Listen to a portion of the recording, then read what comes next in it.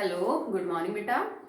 अभी हम स्टार्ट कर रहे हैं 10th class chemistry and your today's topic is covalent bond in chapter 3rd that is metals and non metal.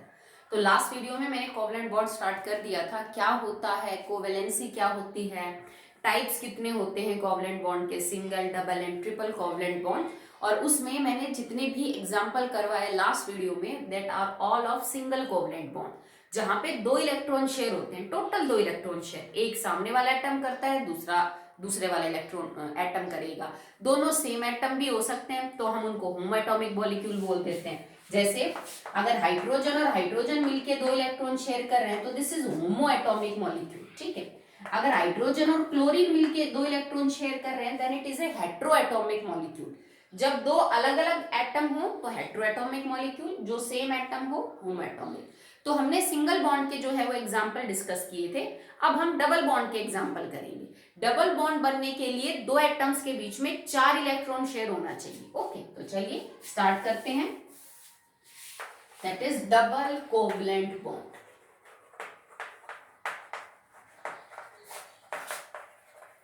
Okay, so the first example is oxygen molecule, ठीक है। अब oxygen में एक ऑक्सीजन के वैलेंस इलेक्ट्रॉन कितने बेटा, 6, because the configuration is 2 and 6। तो दूसरे वाले की कॉन्फ़िगरेशन भी 2 और 6 है। मैं दोनों के इलेक्ट्रॉन डॉट स्ट्रक्चर बनाती हूँ, 6, 1 2 3 4 5 6, इधर भी 1 2 3 4 5 6। अब बेटा देखो, हर बॉन्ड सिर्फ इसलिए बनता है वेदर इट इज आयनिक और कोवलेंट, ताकि किसी तरह एलिमेंट का ऑक्टेट या डुप्लेट पूरा हो सके, वैलेंस शेल में 2 या 8 इलेक्ट्रॉन हो जाए और वो स्टेबल हो जाए उसकी कॉन्फ़िगरेशन। अब अगर किसी के वैलेंस शेल में 6 इलेक्ट्रॉन है तो उसको तो 2 चाहिए ना बेटा, तब उसके 8 होंगे। तो ये ऑक्सीजन क्या करता है, सामने वाले इस ऑक्सीजन के 2 इलेक्ट्रॉन शेयर करके अपने 8 पूरे कर लेता है। हो गए। इस ऑक्सीजन को भी बेटा 6 है तो 2 ही चाहिए, ये भी 2 पूरे करके शेयर करके 8 कर लेता है। हो गया, दोनों ऑक्सीजन का ऑक्टेट पूरा हो गया। पर ऐसा करने के लिए टोटल कितने इलेक्ट्रॉन शेयर हुए, 4। इस कॉमन सर्कल में तो 4 इलेक्ट्रॉन है ना। तो अब बॉन्ड कैसा बनेगा, डबल, क्योंकि बेटा कोवलेंट बॉन्ड बनने में, कोवलेंट बॉन्ड अगर एक बनेगा तो 2 इलेक्ट्रॉन शेयर होंगे, तो 2 कोवलेंट बॉन्ड बनेंगे तो 2 इसके और 2 इसके, टोटल कितने शेयर हुए, 4। अगर 3 कोवलेंट बॉन्ड बनेंगे तो 2 इसके, 2 इसके और 2 इसके, टोटल कितने शेयर हुए, 6। ठीक है, तो एक सिंगल बॉन्ड बनने के लिए 2 इलेक्ट्रॉन शेयर होना जरूरी है। तो डबल के लिए 4 और ट्रिपल के लिए 6।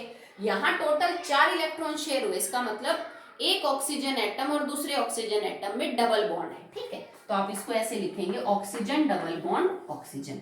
ये सिंगल नहीं बना सकता, क्यों नहीं बना सकता, देखो अगर ये ऑक्सीजन मेरे पास 6 इलेक्ट्रॉन यूं कैरी करता और ये इधर 6, ठीक है, 6 और 1 शेयर करती 7, 6 और 1 शेयर करती 7। तो एक बात बताओ, 7 करने से क्या ऑक्सीजन का ऑक्टेट पूरा हुआ, नहीं हुआ, ठीक है भाई। 6 खुद के थे, 1 शेयर कर लिए, 7 से तो उसकी बात पड़ी नहीं। तो इतना तामझाम ऑक्सीजन क्यों करे जब उसका ऑक्टेट ही पूरा नहीं हो रहा।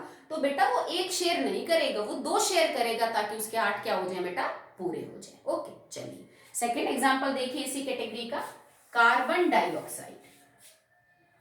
Second example is carbon dioxide. अब देखो, ज्यादातर एग्जाम्पल मैंने आपको जो अभी कराए उन सब में 2 एलिमेंट थे, hydrogen molecule, fluorine, chlorine, HCl, water, ammonia, oxygen. अब इसमें 3 एलिमेंट है, ठीक है, एटम 3 एक्चुअली में, एलिमेंट तो 2 ही है, कार्बन एंड ऑक्सीजन। तो देखो, कार्बन की कॉन्फ़िगरेशन 2 और 4, ऑक्सीजन की कॉन्फ़िगरेशन 2 और 6। भाई ऑक्सीजन को तो 2 इलेक्ट्रॉन चाहिए अपना ऑक्टेट पूरा करने के लिए, जबकि कार्बन को चाहिए 4। अब तक मैंने जितने एग्जाम्पल आपको करवाए उन सब में नंबर ऑफ इलेक्ट्रॉन बराबर बराबर थे। जैसे क्लोरीन को भी 1 चाहिए था, हाइड्रोजन को भी 1, एक ऑक्सीजन को भी 2 चाहिए, दूसरे को भी 2 चाहिए थे, इस तरह से थे। अब इनमें क्या होगा, कार्बन के हमने बीच में बनाए 4 इलेक्ट्रॉन, क्योंकि बैलेंस 4 ही है। एक ऑक्सीजन इधर बना दो तो ऑक्सीजन के कितने, 6। ओके, चलो आप इसको थोड़ा ना यूं लिख लो, बनाने में इजी रहेगा। 2 इधर दिखा दी, ये कोई जरूरी नहीं है कि आप 4 बराबर डिस्टेंस पे बनाओ, डॉट 4 होने चाहिए, ठीक है। इधर भी मैंने दूसरा ऑक्सीजन बना दिया, उसके 6 दिखा दिए। अब देखो, सबका ऑक्टेट पूरा करेंगे, एक एलिमेंट का नहीं, सबका। अब 6 वाले को कितना चाहिए था कि इसके 8 हो जाए, 2। तो ये इस वाले कार्बन से 2 इलेक्ट्रॉन शेयर करके 8 पूरा कर लेगा, ठीक है। इस ऑक्सीजन को भी 2 चाहिए, तो ये इस वाले कार्बन के 2 इलेक्ट्रॉन लेके अपने 8 पूरे कर लेगा। कार्बन को तो टोटल 8 कर रहे हैं ना, खुद के तो 4 ही हैं, तो 2 इस ऑक्सीजन से ले लेगा, 2 इस ऑक्सीजन से ले लेगा। तो ये 4 तो इसके थे ही, 2 इस ऑक्सीजन से ले लिए और 2 इस ऑक्सीजन से ले लिए। ठीक है, हो गए टोटल 8 इलेक्ट्रॉन। ठीक है, अब ये देखो कि इस स्ट्रक्चर में 2 ऑक्सीजन और 1 कार्बन ने अपना ऑक्टेट पूरा करने के लिए कितने इलेक्ट्रॉन शेयर किए? बेटा इस कार्बन और इस ऑक्सीजन ने 4 शेयर किए, तो मतलब इन दोनों के बीच डबल है। इस कार्बन और इस ऑक्सीजन ने 4 शेयर किए, मतलब इनके बीच में भी डबल बॉन्ड है। तो स्ट्रक्चर क्या है? कार्बन डबल बॉन्ड O और डबल बॉन्ड O। तो जो कार्बन डाइऑक्साइड आप गैस के बारे में सुनते हो, एक्चुअली उसका स्ट्रक्चर ये है, क्योंकि कार्बन को 8 इलेक्ट्रॉन चाहिए, तो 2 इधर से लेगा, 2 इधर से, डबल बॉन्ड बन गया। ऑक्सीजन को भी 2-2 चाहिए, तो उसको भी क्या बनाना है? बॉन्ड बेटा डबल बनाना। ओके, चलिए नेक्स्ट एग्जांपल देखिए इस कैटेगरी का।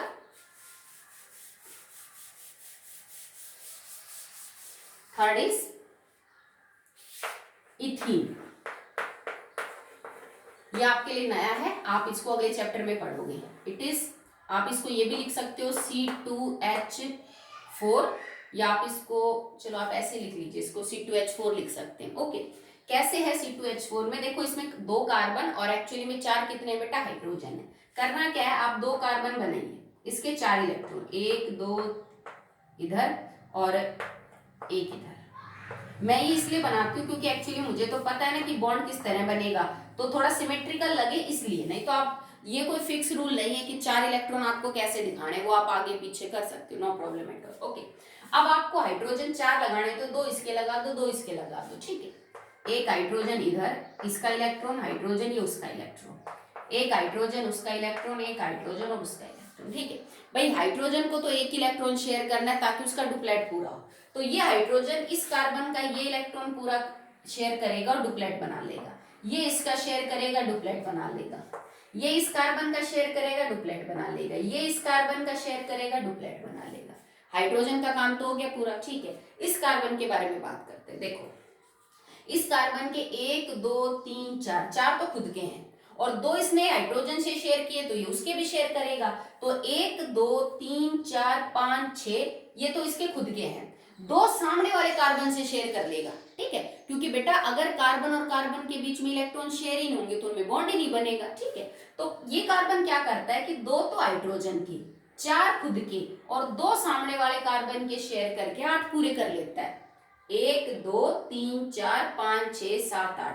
तभी मैंने आपसे कहा था कि आप अलग अलग स्केच यूज करिए। जैसे मान लो हाइड्रोजन के इलेक्ट्रॉन अलग डॉट से दिखा, कलर से दिखा दिए, कार्बन के अलग, ये जो आप सर्कल बना रहे हो अलग कलर से दिखा दिया, तो आपको समझ आ जाएगा यहाँ तो कार्बन का पूरा हो रहा है ऑक्टेट, यहाँ हाइड्रोजन का हो रहा है। ओके, अब देखो सेम यही कार्बन 1 2 3 4 तो खुद के थे, 2 हाइड्रोजन से शेयर करेगा 6 और 2 इस कार्बन से शेयर करेगा, तो इस कार्बन का भी ऑक्टेट क्या हो गया बेटा? पूरा हो गया। ठीक है, अब इतना स्ट्रक्चर अगर आपने बना लिया तो अब आप आराम से इलेक्ट्रॉन की शेयरिंग देख के और ये समझा सकते हो कि कार्बन कार्बन में बॉन्ड कैसा बना, कार्बन हाइड्रोजन में बॉन्ड जो है वो कैसा बन रहा है। 2 इलेक्ट्रॉन शेयर हुए तो सिंगल, 4 शेयर हुए तो डबल। तो देखो इस कार्बन और इस हाइड्रोजन में कितने इलेक्ट्रॉन शेयर हुए? 2, तो single, 2 single, 2 single, 2 single. But carbon और कार्बन में कितने इलेक्ट्रॉन शेयर हुए? 4, तो डबल। इसका मतलब स्ट्रक्चर ये है, कार्बन डबल बॉन्ड कार्बन,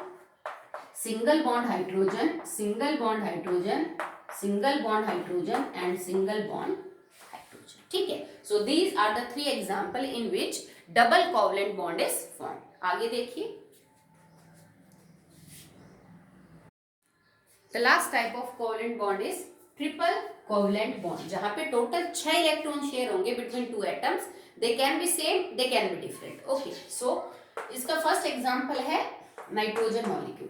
देखो बेटा सिंगल डबल बॉन्ड के और भी बहुत एग्जांपल है, पर अभी उनको टाइम नहीं देंगे। क्यों नहीं देंगे? क्योंकि जो आपका चौथा चैप्टर है ना, कार्बन एंड इट्स कंपाउंड, उसमें इतने कोवलेंट बॉन्ड आएंगे कि आपको ऑटोमेटिकली सब क्लियर हो जाएगा कि सिंगल डबल ट्रिपल कहाँ है। यहाँ पे तो ये सिर्फ आपको ब्रीफ कर रहा है कि आयनिक के अलावा कोवलेंट बॉन्ड भी होता है, मतलब ऑक्टेट और डुप्लेट पूरा करने के लिए। अगला तो चैप्टर ही पूरा कोवलेंट बॉन्ड पे बेस्ड है, तो वहां आपके पास बहुत एग्जांपल होंगे। दैट्स व्हाई मैं एक्स्ट्रा नहीं करवा रही। ओके, चलिए नाइट्रोजन। अब नाइट्रोजन का अगर मैं एटॉमिक नंबर देखूं तो वो है 7, तो कॉन्फ़िगरेशन 2 और 5, दूसरे नाइट्रोजन की भी 2 और 5, मतलब 5 को 8 करने के लिए they have to share 3 electrons. Okay, तो मैंने एक नाइट्रोजन का इलेक्ट्रॉन डॉट स्ट्रक्चर बनाया, 3 और 2 5, 5 इलेक्ट्रॉन दिखा दिए। दूसरे वाले नाइट्रोजन के भी 3 और 2 5। तो इस नाइट्रोजन का तब बेटा काम होगा पूरा जब ये 3 शेयर कर ले। तो ये नाइट्रोजन 5 खुद के और 3 शेयर करके 8, ये नाइट्रोजन 5 खुद के 3 शेयर करके 8, ऐसा करके ऑक्टेट तो पूरा हो गया दोनों का। पर ऑक्टेट पूरा करने के लिए टोटल कितने इलेक्ट्रॉन शेयर किए इन्होंने? 6। तो मतलब बॉन्ड कैसा बनेगा? ट्रिपल। तो नाइट्रोजन मॉलिक्यूल में नाइट्रोजन और नाइट्रोजन के बॉन्ड के बीच कैसा है? ट्रिपल। बेटा एक सिंगल बॉन्ड से ज्यादा स्ट्रॉन्ग होता है डबल बॉन्ड, और डबल बॉन्ड से ज्यादा स्ट्रॉन्ग होता है ट्रिपल बॉन्ड। ठीक है, आई थिंक तुमने लोअर क्लासेस में पढ़ी है कि पौधे जो है ना वो नाइट्रोजन डायरेक्ट एटमॉस्फेयर से नहीं ले सकते। पौधों की ग्रोथ के लिए नाइट्रोजन इंपॉर्टेंट एलिमेंट होता है। हम खाद वगैरह में भी जो है वो नाइट्रोजन फॉस्फोरस डालते हैं, तुमने सुना होगा DAP, ठीक है, डाई अमोनियम फॉस्फेट। नाइट्रोजन के लिए हम यूरिया डालते हैं, आपने देखा है ना यूरिया खाद डाला जाता है पौधों में। Urea is NH2CO NH2। Urea इसीलिए डाला जाता है क्योंकि यूरिया के अंदर जो नाइट्रोजन की परसेंटेज है वो 46% होती है। मतलब यूरिया के फॉर्मूले में नाइट्रोजन अच्छा खासा होता है, तभी हम डालते हैं पौधों को यूरिया खाद ताकि उन्हें नाइट्रोजन की कमी ना हो। पर सोच के देखो हमारे एटमॉस्फेयर में 78% नाइट्रोजन, फिर भी हमें खाद डालना पड़ रहा है नाइट्रोजन की कमी के लिए। पौधे तो इतना कांटेक्ट में रहते हैं हवा के, ऑब्वियस सी बात है हम घर के अंदर तो फसल नहीं उगाते हैं बेटा। ठीक है, तो इतनी ज्यादा जब नाइट्रोजन अवेलेबल है एटमॉस्फेयर में तो क्यों डाल रहे हो आप बाहर से? वो सिर्फ इसलिए क्योंकि एटमॉस्फेयर में नाइट्रोजन गैस है, और नाइट्रोजन गैस के फॉर्मूले में एक नाइट्रोजन और दूसरी नाइट्रोजन के बीच में ट्रिपल बॉन्ड है। That is very hard to break. ये बहुत स्ट्रॉन्ग बॉन्ड होता है, और पौधों में इतनी ताकत नहीं होती बेटा कि वो इसको तोड़ सके। तो होते हुए भी उनके पास नहीं है। जैसे सेम सिचुएशन है ना कि समुद्र में तो पानी बहुत है बट आप पी नहीं सकते क्योंकि खारा है। सेम चीज यहाँ पे है कि यहाँ पे नाइट्रोजन तो बहुत एटमॉस्फेयर में पर ले नहीं सकते क्योंकि बॉन्ड बड़ा स्ट्रॉन्ग है। ट्रिपल बॉन्ड को तोड़ना बहुत मुश्किल होता है। दैट्स वाई वो इनडायरेक्ट तरीके यूज करने पड़ते हैं हमें ताकि नाइट्रोजन पौधे को मिल सके। ओके, चलिए एक एग्जांपल हो गया आपका, और देखिए जिसमें ट्रिपल बॉन्ड है। Second example is ethyne, ETHYNA। Last में मैंने बोला था इथीन, ETHENA। ओके, तो इसका फॉर्मूला होता है C2H2। तो मैंने 2 कार्बन बनाए, एक कार्बन 1 2 3 4, दूसरा कार्बन भी 1 2 3 और 4।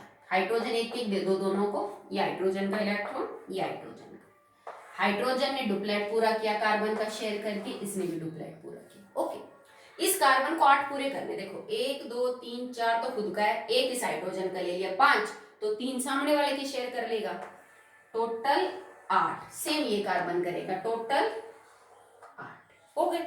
तो देखो इस कार्बन और इस हाइड्रोजन ने कितने शेयर किए? 2, तो मतलब बॉन्ड सिंगल है। इस कार्बन और इस हाइड्रोजन ने कितने इलेक्ट्रॉन शेयर किए? 2, तो मतलब बॉन्ड सिंगल है। बट इस कार्बन ने और इस कार्बन ने कितने इलेक्ट्रॉन शेयर किए? टोटल 6, तो मतलब बॉन्ड कैसा है? ट्रिपल। तो क्या स्ट्रक्चर हो जाएगा? C ट्रिपल बॉन्ड C और सिंगल बॉन्ड H और सिंगल बॉन्ड H। तो इथाइन का स्ट्रक्चर कुछ ऐसा आपको देखने को मिलेगा। ये कोई जरूरी नहीं है कि एक कंपाउंड में ट्रिपल है तो नहीं, देखो जैसे यहाँ पे ट्रिपल भी आ रहा है, सिंगल भी। तो कंपाउंड तो ऐसे भी होते हैं जिनमें डबल भी होता है, ट्रिपल भी, सिंगल भी। जिसमें ट्रिपल भी मिलेगा, सिंगल भी, डबल भी मिल सकता है, सिंगल भी। तो कोई जरूरी नहीं है कि एक कंपाउंड में एक ही टाइप का कोवलेंट बॉन्ड पॉसिबल हो। कंपाउंड के अंदर तीनों टाइप के बॉन्ड भी पॉसिबल हो सकते हैं, कोई 2 टाइप भी पॉसिबल हो सकती है, या सिर्फ एक टाइप के भी पॉसिबल है। जैसे मीथेन था, तो मीथेन में चारों बॉन्ड सिंगल थे, कोई डबल नहीं था, कोई ट्रिपल नहीं था। ऑक्सीजन के मॉलिक्यूल में दोनों बॉन्ड डबल थे, कोई ट्रिपल या फिर सिंगल नहीं था। ठीक है, जैसे नाइट्रोजन के मॉलिक्यूल में एक बॉन्ड ट्रिपल ही था, कोई सिंगल कोई डबल नहीं था। पर यहाँ पे ट्रिपल भी है और सिंगल भी है। इससे पहले जो हमने इथीन का स्ट्रक्चर देखा, C डबल बॉन्ड C, एक H इधर, एक H इधर, एक H इधर, यहाँ पे सिंगल भी था और डबल भी था। तो इट कैन बी पॉसिबल कि अलग अलग टाइप के कोवलेंट बॉन्ड एक ही कंपाउंड के अंदर देखने को मिले या फिर ना भी देखने को मिले, ये कोई जरूरी नहीं। ओके, चलिए नेक्स्ट करते हैं about the properties of covalent compounds. ठीक है, या कोवलेंट बॉन्ड, बात तो एक ही है, क्योंकि जिन कंपाउंड्स के अंदर कोवलेंट बॉन्ड मौजूद है वो कंपाउंड हमारे कोवलेंट कंपाउंड है। जैसे पानी के मॉलिक्यूल में कोवलेंट बॉन्ड है, ammonia, carbon dioxide, hydrogen, nitrogen gas, chlorine, bromine, fluorine, इन सब के अंदर जो है मीथेन कोवलेंट बॉन्ड है। तो ये सारे के सारे क्या हो गए बेटा, कोवलेंट कंपाउंड्स हो गए। Okay, so properties of covalent compound, properties of covalent compounds, जैसे हमने आयनिक की डिस्कस की थी ना वैसे ही करेंगे। जैसे मेटल नॉन मेटल में कंपैरिजन इंपॉर्टेंट है प्रॉपर्टीज के हिसाब से, कोवलेंट और आयनिक के अंदर भी जो डिफरेंस है प्रॉपर्टीज वाइज वो बड़े इंपॉर्टेंट है, पूछ सकते हैं कि कोवलेंट और आयनिक कंपाउंड्स को कंपेयर करो इस हिसाब से। ओके, तो सबसे पहले बात करते हैं अबाउट द फिजिकल स्टेट। तो फिजिकल स्टेट में अगर मैं आयनिक की बात करूं, मैं अब यहाँ पे कंपैरेटिव भी करवा दूंगी आपको और इसकी प्रॉपर्टीज भी हो जाएंगी कोवलेंट की। ओके, तो बेटा जो आयनिक कंपाउंड थे ना, they are usually crystalline solid in the room temperature. रूम टेम्परेचर पे वो सॉलिड स्टेट में एग्जिस्ट करते हैं, बट कोवलेंट कंपाउंड तीनों स्टेट में एग्जिस्ट करते हैं। ये आपको सॉलिड में भी मिल जाएंगे, लिक्विड में भी मिल जाएंगे और गैस में भी मिल जाएंगे। मतलब यहाँ पे कोई स्टेट फिक्स नहीं है कि बस ऐसे ही होंगे भाई कोवलेंट बॉन्ड खाली लिक्विड ही होंगे, खाली सॉलिड ही, ये तीनों स्टेट में मिलते हैं। एक एक दो एग्जांपल कर लेते हैं। जैसे बात करें ग्रेफाइट, आप सबने देखा है ना, पेंसिल की लेड, डायमंड, सल्फर, ये सब सॉलिड स्टेट के अंदर पाए जाते हैं, but they all contain covalent bond. इनमें कोवलेंट बॉन्ड है और ये रूम, ये नहीं कि जैसे पानी को बर्फ में कन्वर्ट कर दे, वो नहीं, हम नॉर्मल कंडीशन की बात कर रहे हैं कि ये रूम टेम्परेचर पे सॉलिड होते हैं। लिक्विड कौन होगा रूम टेम्परेचर के ऊपर, जैसे वाटर, भाई वाटर रूम टेम्परेचर पे लिक्विड है, बट इसके अंदर बॉन्ड कैसा है, कोवलेंट है। HF हाइड्रोजन फ्लोराइड लिक्विड है, बट बॉन्ड कैसा है इसमें, कोवलेंट है, ठीक है। गैस, गैस कौन है, क्लोरीन, ब्रोमीन, ब्रोमीन तो लिक्विड है, ठीक है, ब्रोमीन भी एग्जांपल है लिक्विड का, Br2। इसके अलावा hydrogen, oxygen, nitrogen, ammonia, carbon dioxide, ये सब कोवलेंट कंपाउंड है जो गैस की फॉर्म में है। तो कोई पर्टिकुलर नहीं है स्टेट के रिगार्डिंग, कोवलेंट कंपाउंड कैसे भी है, हो सकते हैं। नेक्स्ट है melting point and boiling point. तो बेटा आयनिक कंपाउंड्स का मेल्टिंग और बॉइलिंग पॉइंट बड़ा ही हाई था, हजारों केल्विन था, मतलब 1000, 2000, 3000 केल्विन तक था। क्यों था, क्योंकि उनमें आयंस हैं जिन पे पॉजिटिव नेगेटिव चार्ज है और उनमें बड़ा स्ट्रॉन्ग फोर्स ऑफ अट्रैक्शन है जिसको तोड़ना मुश्किल है। So you have to heat strongly compound, तब जाके वो मेल्ट और बॉइल होगा। जबकि कोवलेंट कंपाउंड में ऐसी कोई फोर्स ऑफ अट्रैक्शन नहीं होती, पॉजिटिव नेगेटिव चार्ज तो होते नहीं, नॉन पोलर है। Covalent compounds have no poles, positive negative, तो दे आर नॉन पोलर, और इस वजह से इनमें कमजोर फोर्स काम करती है, वीक फोर्स, स्ट्रॉन्ग फोर्स नहीं होती। और उस वीक फोर्स का नाम है वन डर वाल फोर्स। ये एक साइंटिस्ट था बेटा, उसके नाम के ऊपर है, और ये बहुत कमजोर ताकत है, उतनी तो बिल्कुल भी स्ट्रॉन्ग नहीं है जितनी कि आयनिक बॉन्ड में स्ट्रॉन्ग होती है इलेक्ट्रोस्टैटिक फोर्स। इस वजह से इनका जो मेल्टिंग और बॉइलिंग पॉइंट है वो भी आपको क्या मिलेगा, यूजुअली जर्नली लो, पर इसमें एक्सेप्शन बहुत है। कई कंपाउंड ऐसे हैं जिनका इतना ज्यादा हाई है कि वो आयनिक को भी पीछे छोड़ सकते हैं, जैसे डायमंड है, ठीक है, जैसे सिलिकॉन की कार्बाइड है SiC। कुछ कंपाउंड इतने ज्यादा हाई मेल्टिंग और बॉइलिंग पॉइंट रख रहे हैं in spite of having covalent bond, जैसे सिलिकॉन डाइऑक्साइड है SiO2। तो ये इतने, डायमंड इतना ज्यादा हाई मेल्टिंग बॉइलिंग पॉइंट है, सिलिकॉन कार्बाइड SiO2 का, SiO2 इज रेत, नथिंग एल्स। तो रेत को कभी देखा है पिघलते हुए, ठीक है, बहुत हाई है, पर ये सारे कोवलेंट कंपाउंड है। तो इनका कारण इनका स्ट्रक्चर है। मैंने जर्नली बात करी है कि जर्नली आयनिक कंपाउंड्स का हाई है, जर्नली कोवलेंट कंपाउंड्स का लो है, बट कुछ एक एग्जांपल ऐसे भी मिलेंगे आपको कोवलेंट कंपाउंड के जिनका तो आयनिक से भी बहुत ज्यादा हाई है। उनका रीजन उनका स्ट्रक्चर है, उनकी बनावट है, ठीक है। तो ये जैसे कुछ एक एक्सेप्शन आपको देखने को मिलेगी। थर्ड है सॉल्युबिलिटी। तो सॉल्युबिलिटी बेटा वही है जो मैंने आपको आयनिक कंपाउंड में समझाई थी। सिंपल रूल फॉलो करेगा, लाइक डिसॉल्व्स लाइक। अब लाइक डिसॉल्व लाइक मैं करवा चुकी हूँ ऑलरेडी कि अगर आपका जो कंपाउंड है वो पोलर है तो वो पोलर में घुलेगा, अगर वो नॉन पोलर है तो नॉन पोलर में घुलेगा। और covalent compounds are non polar, covalent compounds are generally non polar. तो ये नॉन पोलर सॉल्वेंट्स में बड़े अच्छे घुलते हैं, जैसे कि petrol, kerosene, benzene, ether, टॉलिन, petrol, diesel. तो मतलब इस टाइप के जो कंपाउंड है उनमें ये बहुत अच्छे घुल जाएंगे, क्योंकि ये नॉन पोलर है और ये भी नॉन पोलर है। बट पानी में अच्छे नहीं घुलेंगे बिकॉज पानी पोलर है और ये नॉन पोलर है। तो पोलर में पोलर घुलेगा, नॉन पोलर में नॉन पोलर। तो ये कह सकते हो कि ionic compounds are very much soluble in water, but non polar solvents are not soluble in water. Okay, next देखिए अबाउट इलेक्ट्रिकल कंडक्टिविटी, मतलब टेंडेंसी टू कंडक्ट इलेक्ट्रिसिटी। तो बेटा इलेक्ट्रिकल कंडक्टिविटी इनकी बड़ी पुअर होती है कोवलेंट कंपाउंड्स में, with a few exception, कुछ एक्सेप्शंस के साथ जिनका कोई रीजन है, स्ट्रक्चर या फिर कुछ और। उनके अलावा कोवलेंट कंपाउंड में से आप इलेक्ट्रिसिटी पास नहीं कर सकते, जैसे chlorine gas, hydrogen, oxygen, nitrogen, इनमें से आप इलेक्ट्रिसिटी पास नहीं कर सकते। पानी भी अगर प्योर है, 100% प्योर वाटर, डिस्टिल वाटर में से इलेक्ट्रिसिटी पास नहीं होती है, तो ये इलेक्ट्रिसिटी पास नहीं कर सकते हैं। सीधा सा कारण है, चाहे सॉलिड स्टेट में हो, चाहे लिक्विड में हो, चाहे गैस में हो, ना इनके अंदर फ्री आयंस होती है ना फ्री इलेक्ट्रॉन, तो इलेक्ट्रिसिटी कंडक्ट कैसे करेंगे बेटा। बट इसमें एक एक्सेप्शन है ग्रेफाइट का।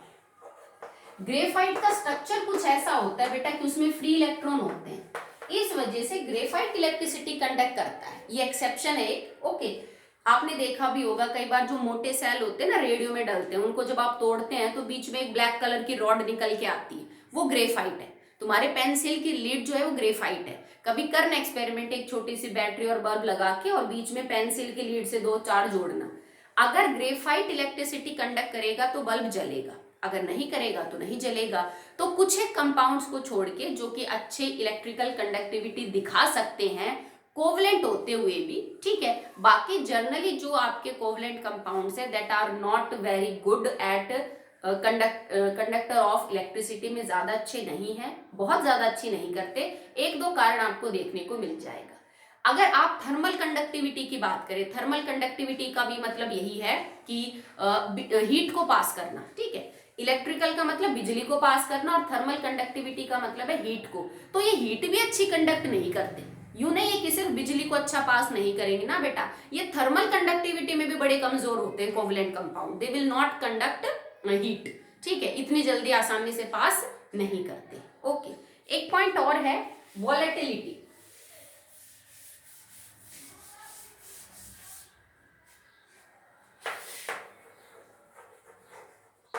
वॉलेटिलिटी का मतलब होता है टेंडेंसी टू कन्वर्ट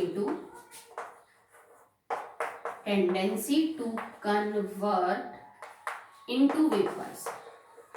किसी भी सब्सटेंस के लिक्विड स्टेट है किसी में भी, अगर वो वेपराइज हो सकता है, उसके वेपर्स बन सकते हैं, तो हम कहेंगे ये वॉलेटाइल है। जैसे अगर मैं पानी को बाहर रखूं, पेट्रोल को, डीजल को, केरोसिन ऑयल को, तो आपको पता है ना कि वो भाप बन के उड़ जाते हैं, मतलब वेपर बन जाते हैं उनके, तो वो सब्सटेंस वॉलेटाइल कहलाते हैं, दैट कैन वेपोराइज, ठीक है। और जिनके वेपर नहीं बनते उनको हम बोलते हैं, मतलब नॉर्मल कंडीशन पे गर्म करोगे तो बेटा कभी ना कभी तो बन ही जाएंगे, ठीक है। अगर किसी के वेपर ना बने तो वो नॉन वॉलेटाइल है। जैसे मैं नमक को अगर कटोरी में डाल के और पूरे दिन कड़कती धूप में आप रखो तो भी नमक के वेपर तो नहीं बनेंगे, आपको नमक ही मिलेगा कटोरी में। ऐसा तो नहीं ना कुछ टाइम बाद नमक जो है वो भाप बन के उड़ गया, नहीं होगा। तो ये नॉन वॉलेटाइल कंपाउंड है, ठीक है, कि जिनके अंदर वेपर्स में कन्वर्ट होने की टेंडेंसी है ऑटोमेटिकली, दे आर वॉलेटाइल। जो नहीं कर सकते दैट आर नॉन वॉलेटाइल। तो कोवलेंट कंपाउंड जो है वो नॉन वॉलेटाइल होते हैं, वॉलेटाइल। और जो आयनिक कंपाउंड होते हैं ना that are non volatile, ionic compounds are non volatile. आप सीधा सा याद रखना नमक के एग्जांपल से कि नमक जो है वो भाप बन के नहीं उड़ता है, चाहे आप उसको कितनी देर खुले में रखो। तो आयनिक कंपाउंड, नमक इज आयनिक कंपाउंड ना, तो वो क्या है, नॉन वॉलेटाइल है। जबकि कोवलेंट कंपाउंड्स क्या है बेटा, वो इवोपरेट हो सकते हैं, सो दे आर वॉलेटाइल कंपाउंड, ठीक है। मैं फोर्स ऑफ अट्रैक्शन की बात करूं तो कोवलेंट कंपाउंड्स में फोर्स ऑफ अट्रैक्शन बड़ी कमजोर है एज कंपेयर टू आयनिक। माना कि उतनी भी नहीं है, पर आयनिक के कंपैरिजन में ये फोर्स कमजोर है। आयनिक कंपाउंड्स में कैटायन और एनायन के बीच में स्ट्रॉन्ग फोर्स होती है, that is known as electrostatic force, ठीक है। तो ये सब था in terms of ionic and covalent compound. तो यहां तक मैंने आपको समझा दिया है। आगे बुक में एक टेबल है comparative study of ionic and covalent compounds, जिसमें पॉइंट्स दे रखे हैं प्रॉपर्टीज के और फिर डिफरेंस दे रखा है। तो आप भी वैसे ही अटेम्प्ट करना, पहले पॉइंट्स लिखना, प्रॉपर्टीज लिखना और फिर अंतर लिखना। ये नहीं कि रैंडमली कुछ भी याद कर लिया, क्योंकि सीबीएसई क्वेश्चन यूं ही पूछेगी, आयनिक और कोवलेंट में अंतर बताओ on the basis of electrical conductivity, on the basis of volatility. तो भले ही आपको बाकी 4 डिफरेंस याद हो, पर जिस प्रॉपर्टी को उसने मेंशन किया आपको वो याद नहीं है, तो फिर आपका नंबर कटेगा। तो हमें प्रॉपर्टीज के हिसाब से जो है बेटा वो अंतर पता होनी चाहिए। Okay, so that's all for today.